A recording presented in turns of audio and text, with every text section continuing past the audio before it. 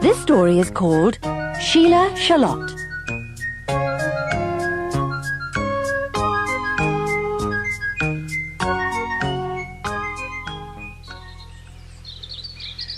Sheila Shallot had a vivid imagination. She was always telling stories, but nobody believed her. She really wanted to go to school like all her friends, but because she wasn't old enough, poor Sheila had to stay at home, and her mother was always too busy to play with her. Sometimes she would sit on a large stone at the bottom of the garden, watching the bees buzz merrily in and out of the flowers. But she couldn't play with the bees. She often listened to the sweet song of the birds in the apple trees, but she couldn't talk to them. So Sheila decided to talk to herself. Every day she would sit in her favourite corner of the garden, talking and talking. Her mother would look out of the window and sigh, she's talking to herself again. But at least it keeps her occupied. Sheila's chatter went on from dawn till dusk. But the next morning, to Sheila's amazement, she found a fairy sitting on her stone. "Hello," said the fairy. "Hello," said Sheila. "I didn't know there were real fairies." "Well, there are," said the fairy. "And I didn't realize there were real fruit and vegetable people." When Miss Delia Damson passed, she asked, "Who are you talking to, dear?" "A fairy," Sheila told her. Delia went away laughing. Poor Sheila. She couldn't understand why Miss Delia Damson had laughed at her. The same thing happened when several other people wondered why Sheila was merrily talking to nobody in particular. Their laughter made Sheila begin to wonder if her lovely little fairy was really there. She waved goodbye and went slowly up the garden path. "I'm sure she is," Sheila said to herself. "I don't care what people think. I know my fairy is there," muttered Sheila to herself as she trotted down the garden the following morning. She played happily in the sunshine with her little friend until lunchtime. Then she hurried home to wash her hands and make herself look tidy. "I had a lovely game of ball with my fairy today," said Sheila at the dinner table, "and we played hide and seek." Her mother just looked strangely at her and smiled. "Finish your lunch, or there will be no ice cream," she said. Her father said nothing. As soon as the meal was over, Sheila suddenly grabbed her father's hand and hurriedly led him down the garden. "I know he will believe me, even if the others don't," she thought. "Daddy, look through the bushes, and you will see my fairy," she said. "She's gone home for lunch," he said. Sheila was looking very cross as she went down to her stone the next day. "What's the matter?" said the familiar voice of her fairy. "Nobody believes in you except me," said Sheila. "Well," said the fairy, "tonight, after dark, they will see."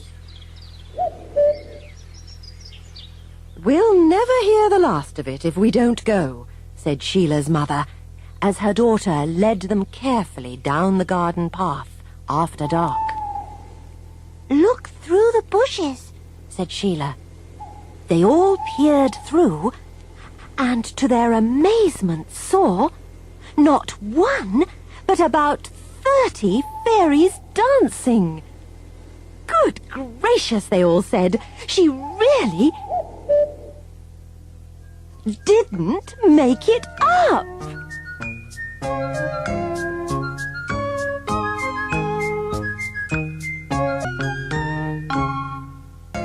And this story is called Benny Broadbean.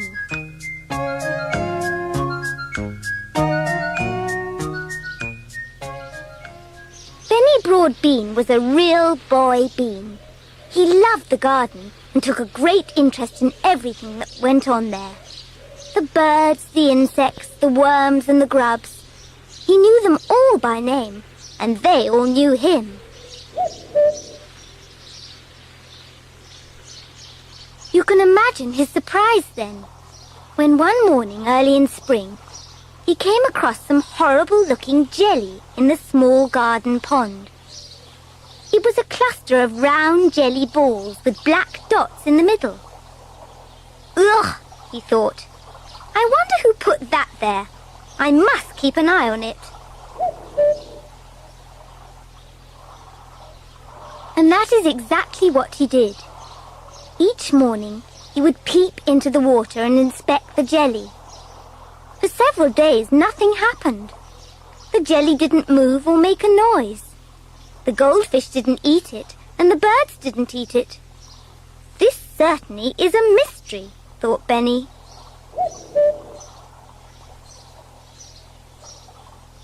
Then one morning, as he looked at the jelly, he noticed that the black dots were no longer dots, but long, curved shapes. Now this is interesting, thought Benny, and made a note of it in his little diary. A few more days went by, and another surprise was in store for him. The jelly was empty. Where had all the black shapes gone? As he looked closely, he suddenly saw them clinging to the water weeds. They are alive, he thought in wonderment. Whatever can they be, thought Benny the next day, as he watched the little creatures begin to move around the pond, wriggling what looked suspiciously like tails. They fed, wriggled and sunned themselves, then sunned themselves, wriggled and fed all over again. How they grew! Their heads became bigger, their tails grew longer, and their eyes could be seen quite clearly. They are such happy little things, thought Benny as he looked at them lovingly. They will be good company for the water snails and the goldfish. Legs were the next surprise for Benny. There they were, sticking out from the back of each little creature. A pair of long, strong legs. How quickly they could move with the help of their new limbs. They busily darted to and fro in the clear water.